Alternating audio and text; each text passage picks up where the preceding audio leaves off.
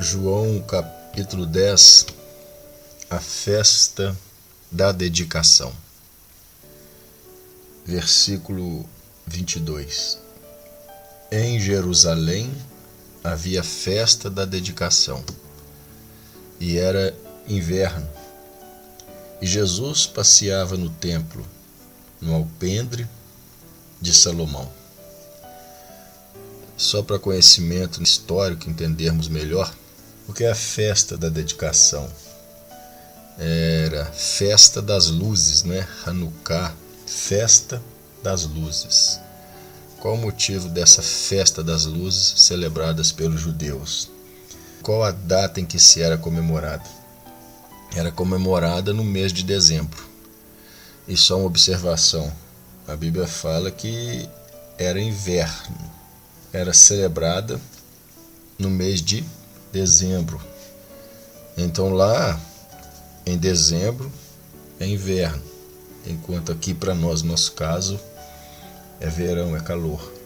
Então essa festa das luzes, é comemorada em dezembro, na mesma época que o cristão celebra o Natal. E essa festa ela comemora a reconsagração do templo por Judas o Macabeu, né? Em 164 a.C., depois de a casa do Senhor ter sido profanada pelos romanos. Então essa festa da dedicação, festa das luzes, era celebrada pelos judeus no mês de dezembro, inverno em Jerusalém, celebrando a reconsagração do templo no ano de 164 a.C., que havia sido profanado pelos judeus. Então, daí talvez, o costume cristão de no Natal usar luzes, enfeitar suas casas de luzes, o que na minha opinião não vejo nada de mal, nada de errado, nem pode dizer-se que é um costume pagão, pois era uma celebração dos judeus para comemorar um fato histórico, a reconsagração do templo. E assim, como o cristão celebra o Natal, o nascimento de Cristo, também em dezembro, na verdade, e usa luzes para essa celebração. Então, na minha opinião, repetindo, não vejo nada de mal nisso, apesar de muitas pessoas acharem que é errado tudo isso. Não vejo nada de mal, e até porque se falar que é um costume herdado, é um costume herdado dos judeus, para celebrar uma coisa santa, reconsagração do templo. E em dezembro não sabemos a data certa do nascimento de Jesus, o mês. O importante é que celebramos essa data.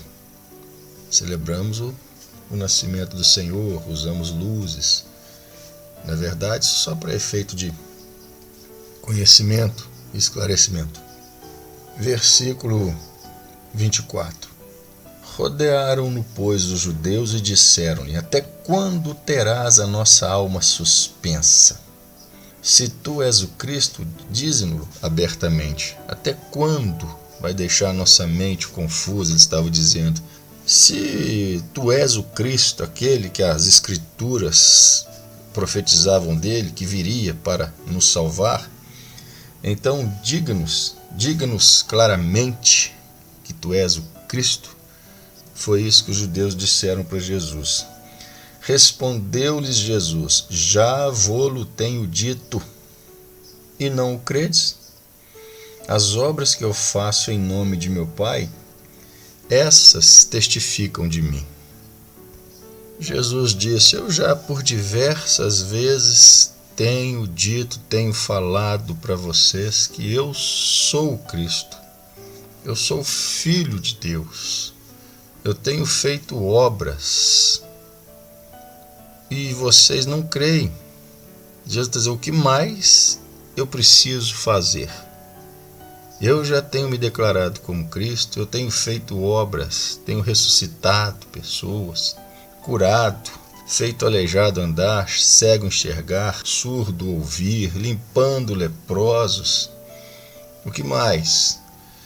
Por que vocês não creem? Vocês já viram e ouviram o suficiente para saberem que eu sou. Jesus estava dizendo isso para eles. E nós vimos Jesus fazendo essas declarações, nos capítulos anteriores, nas mensagens anteriores. Jesus sempre questionado por uma geração com dificuldade de crer.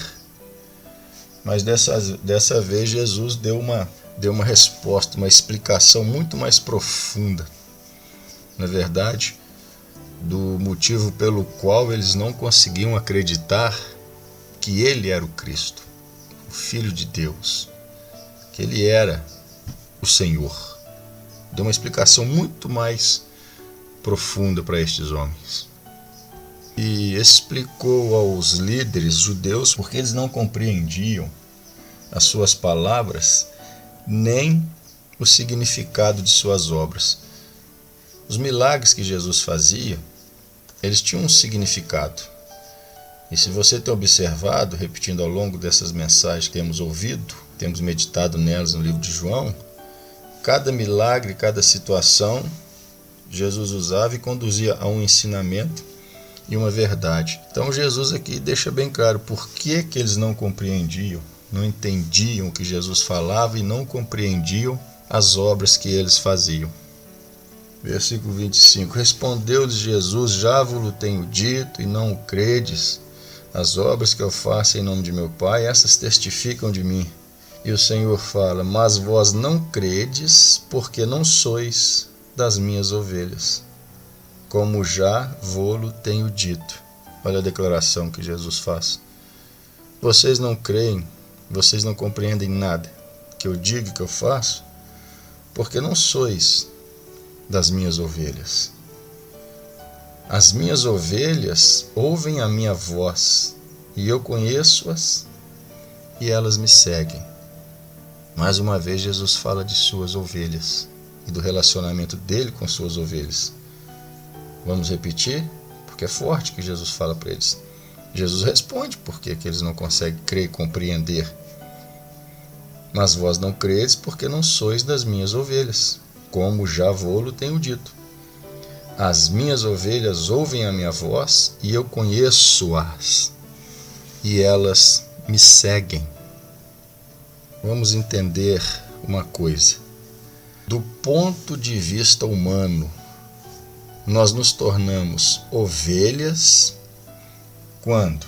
Nos tornamos ovelhas depois que cremos nele, em Jesus. Não é isso? Do ponto de vista humano, nós nos tornamos ovelhas depois que cremos nele, em Jesus Cristo Salvador. Mas do ponto de vista divino, veja, isso é um mistério que não se pode sondar nem explicar. Mas aceitamos pela fé e nos alegramos nesse mistério. Mas do ponto de vista divino, nós cremos porque somos ovelhas. Só crê quem é ovelha. É o propósito da eleição do Senhor. Difícil compreender, para muitos difícil entender, mas nós simplesmente cremos. E por que nós simplesmente cremos? Porque somos ovelhas. Então, nós não tornamos ovelhas porque cremos na palavra. Nós cremos na palavra porque somos ovelhas e que Deus já nos elegeu antes da fundação dos mundos. Por isso, nós cremos e obedecemos, porque somos ovelhas. Então, quem ouve, não crê, não obedece, nunca vai crer, nunca vai obedecer, porque não é ovelha. Esse é um ensinamento profundo que Jesus dá aqui. E eu repito, muitos têm dificuldade de compreender, até de aceitar, mas é a verdade. E a ovelha não tem dificuldade de compreendê-lo e aceitá-lo, porque a ovelha crê porque é ovelha. Uma pessoa crê porque é ovelha. É a graça, é a maravilha de Deus, é o mistério, as coisas misteriosas e insondáveis de Deus. Mas nos alegramos e nos regozijamos porque Não sabemos como, mas Deus nos elegeu para sermos ovelhas. E por isso compreendemos e obedecemos e seguimos a sua verdade, a sua justiça, sem questionar.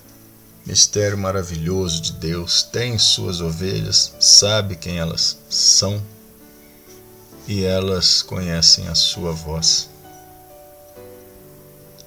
Versículo 28.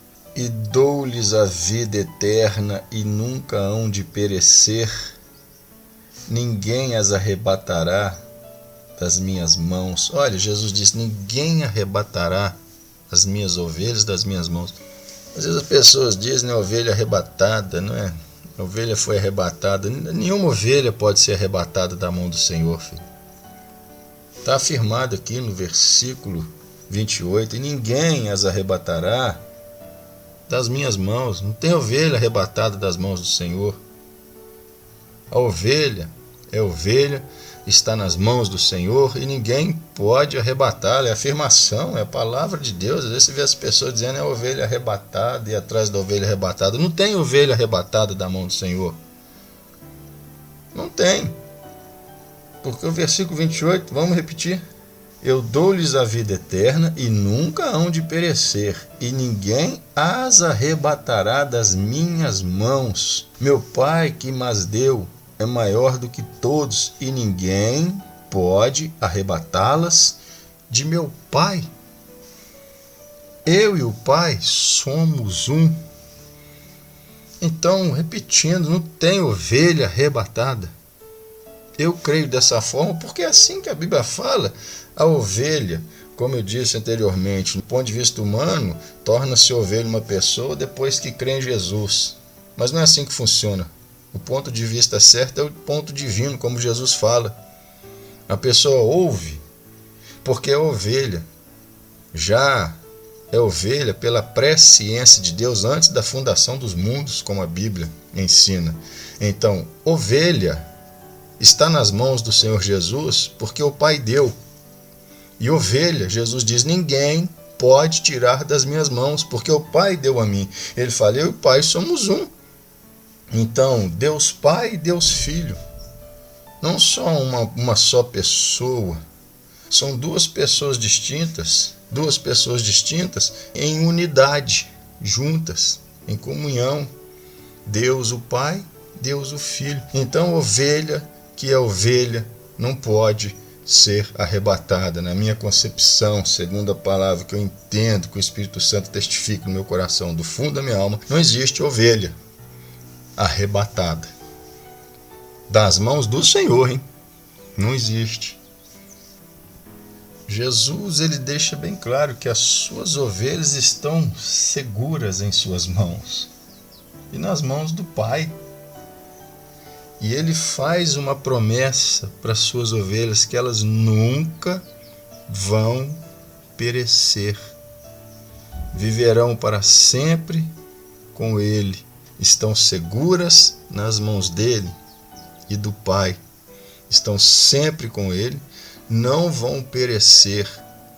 Vão viver eternamente com ele.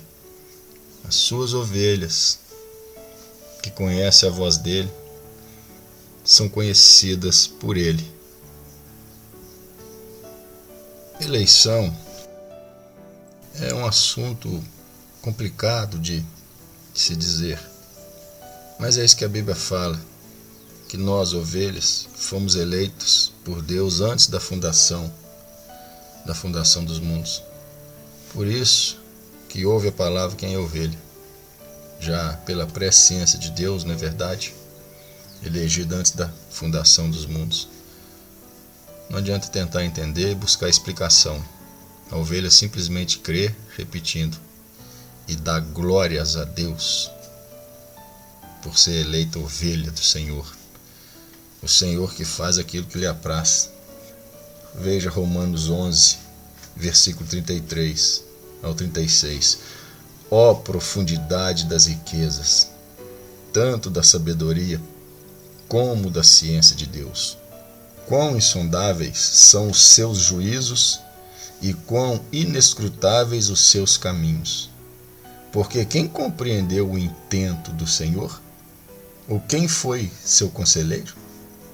Ou quem lhe deu primeiro a ele, para que lhe seja recompensado? Porque dele e por ele e para ele são todas as coisas.